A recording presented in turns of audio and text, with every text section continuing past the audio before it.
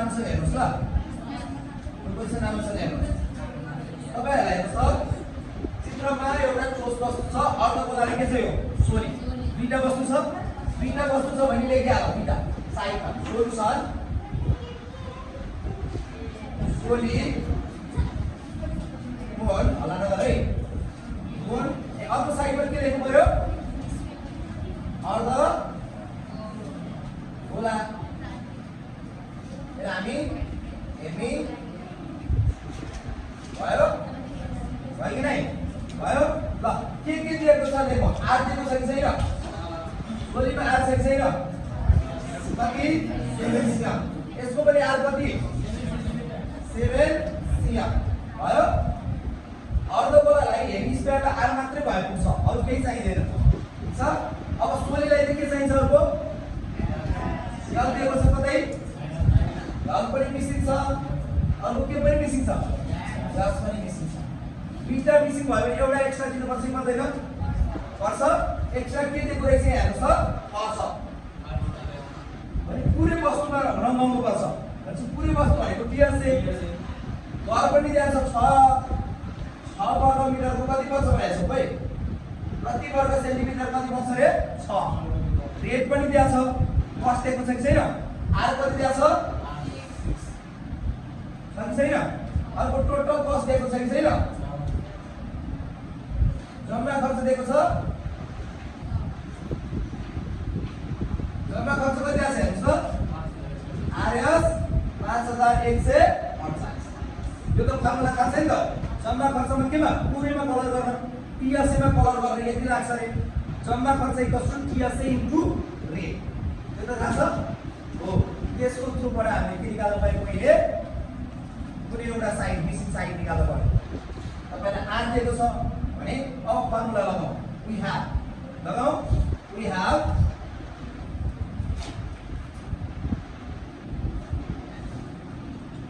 ल जम्मा खर्च टोटल कस्ट केमा गर भनेछ टीएसए इन्टु सकिन्छ यति लेख्न सकिन्छ कि सकिन्न ल अब टीएसए इन्टु आर छ भने अब यसपछि गरौँ जम्मा खर्च कति छ 5148 टीएसए को फर्मुला थाहा छ तपाईलाई के हो यसको टीएसए को फर्मुला यो प्लस यो भनेको पाइ आरएल यो भनेको 2 पाइ आर स्क्वायर यो त दुवैको कमन पार्टमा छ कमन लिनु पर्छ पर्दैन भने के हुन्छ यसको फर्मुला पाइ आरएल प्लस 2 पाइ आर स्क्वायर इन्टु आर भने कति हो यसलाई ब्र्याकेटमा राख्नु पर्यो टीएसए लाई इन्टु आर भने कति हो 6 भयो यो 6 लाई मैले उता फाल्यो भने के हुन्छ अब यसलाई उता फाल्यो भने के हुन्छ यो माइनस के हुन्छ डिभाइड हुन्छ कति आउँछ हेर्नुस् त कति आउँछ 5148 डिभाइड बाइ कति आयो 6 अब टाका राख्न आउँछ यसको पाइ भनेको कति हो 7 इन्टु आर भनेको 7 यल भनेको यल पाइ छैन प्लस 2 इन्टु 22 का पनि आर भनेको 7 को स्क्वायर क्याल्कुलेट गर अब यहाँ गर्दाखेरि कति आयो कति आयो 858 इक्वल्स टु अब माथि गुणन गर्ने यो 7 ले 7 लाई डिभाइड यो काटिन्छ छ गाइस यो गुणन गरेर यो दुईटा गुणन गरेर 7 ले डिभाइड गर्दा कति आउँछ 20 इन्टु यल ठीक छ या भयो प्लस अब पुरै कारबार गर्दा 2 इन्टु 22 इन्टु 7 स्क्वायर गर्दा कति आउँछ 196 हो अनि 7 डिभाइड गर्दा कति आउँछ सिधै आर्थिक तिनले गुणन गर कति आयो 308 आयो 300 हेरै मैले के गरेको छैन यो इन्टु यसको स्क्वायर भयो तिनले इन्टु गरे अनि कतिले डिभाइड गर्नु छ 7 गरे 308 भयो अब यो प्लसमा हो हैन यतामा त डिभाइड हुन्छ है माइनस हुन्छ भनेपछि 858 माइनस 308 इक्वल्स टु 22 यल हो हैन कति आइरायो अब 550 भागा 22 हाल्नु हैन। अब यो यता आउँदा के हुन्छ 550 भागा 22 कति आयो अहिले कति आयो अहिले कस्तो 25 के भयो के छ यो सिएम भयो। अब यस निकाले त पहिले सूत्र सँगै छ फेरि भयो। त्यहाँबाट एउटा साइड मिसिङ दुईटा साइड मिसिङ दिने साथ एउटाको लागि एक्स्ट्रा इन्फर्मेसन जहिले पनि के साइड सोच्नु पर्यो एक्स्ट्रा इन्फर्मेसन के छ कस दिएको छ यो सबै रेट पनि दिएको छ भने त्यसको थ्रुबाट निकाल भनेर दिएको छ। यति सकिन्छ यसलाई यति भए पिहाल्यो यसलाई यति भए पिहाल्यो। अब यो पछि है यो पछि यहाँ गर्छु ल गरिहाल त भयो।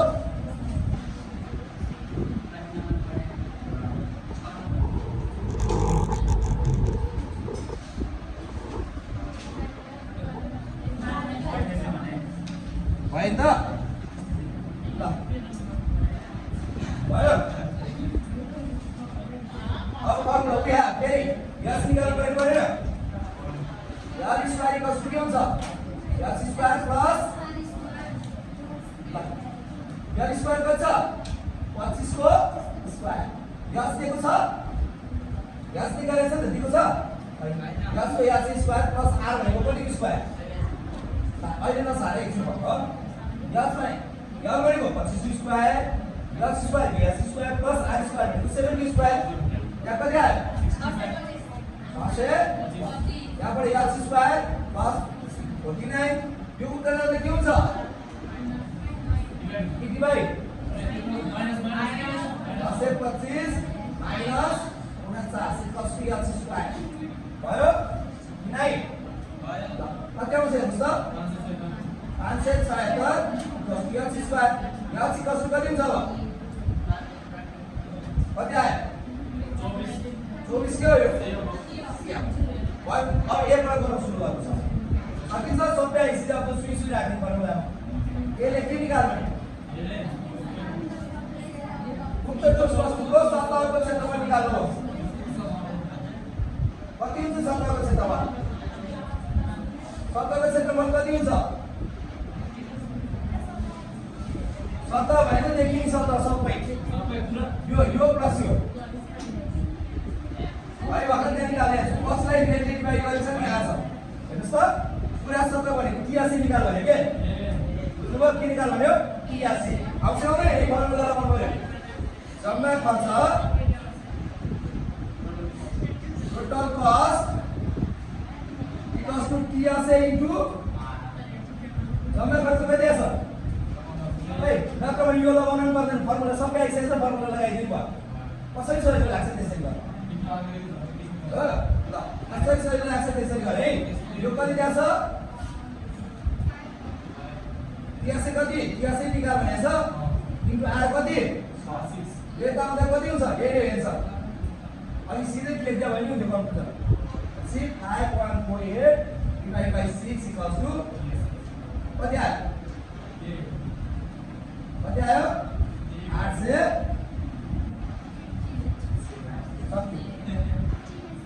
यही सोध्यो मैले युनिभर्सिटी एन्सर यही लेख्दै भयो नि त यही त इतिहास भने एक गऱ्यो भने लाग्छ क्या फर्मुला हाल्ने फर्मुला त्यो हाल्नु आउँछ नि त्यो फर्मुलामा सबै निकालेर लगेर डाटा राख्ने हो कि त्यो गाह्रो लाग्यो है त्यसै गरी फर्मुलामा सबै निकाल्छ जम्मा खर्च सिधै जसलाई सजिलो लाग्छ यसरी गरौँ जसलाई सजिलो लाग्छ यसरी गरौँ होइन भने 83 जम्मा सतहको क्षेत्रफल भनेको पाइ r प्लस 2 r स्क्वायर यो कुरा त्यति नै आउँछ हेर्नुस् 22 का मुनि 9 इन्टु r भनेको कति l भनेको कति 24 प्लस 2 इन्टु 22 का मुनि 25 r स्क्वायर कति l 25 हो ल यहाँ 25 है अनि कति हुन्छ यो r स्क्वायर भनेको ल यता मल्टिप्लाई गर त माथि माथि गर तल तल गर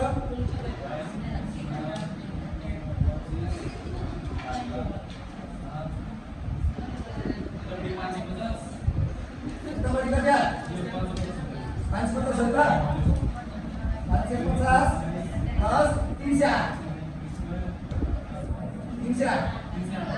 भयो कति आयो 858 आइगएन अहिले पनि त्यही आयो अहिले पनि त्यही आयो किन भन्दा सबै निकालिसकेपछि तपाईलाई फेरि अर्को तरिकाले सिकायो भने गाह्रो होला सिधै फर्मुला सिकाएको छु त्यसैबाट गर्नु है दुईटै मेथडले गर्न सक्नुभयो ल अहिले मेथडले गर्न सक्नुभयो यो मेथडले गर्न सक्नुभयो भयो त्यही भएर 1 मार्क्स सोधेर भयो अब अर्को क्वेसन गर्नुहोस् त अर्को के सोधेको छ आयो यसको भयो कति आयो यति नै सोध्ने होइन फेरि कन्फ्युजन दिने भयो ल सकिन्छ सकिन्छ नै अब यसलाई मेट्रो माथिकोलाई यसलाई मेट्रो छु ल कि भएको छैन गरिहाल्नु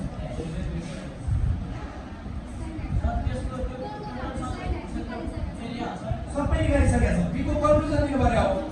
स्लाइड हाइट निकालेको छैन त्यहाँ यहाँ निकालेको छैन सब कन्क्लुजन दिने के निकालेर बस्ने के त सर्फेस भनेको त्यही हो के सर्फेस भनेको बाहिरबाट देखिने सबै सर्फेस यो त छोपेको छ छोपेकोलाई त लिनै पर्यो भयो सर्फेस भनेको यहाँले हेर्दाखेरि के देखाएको सबै देखाएको छ एउटा त्यही सर्फेस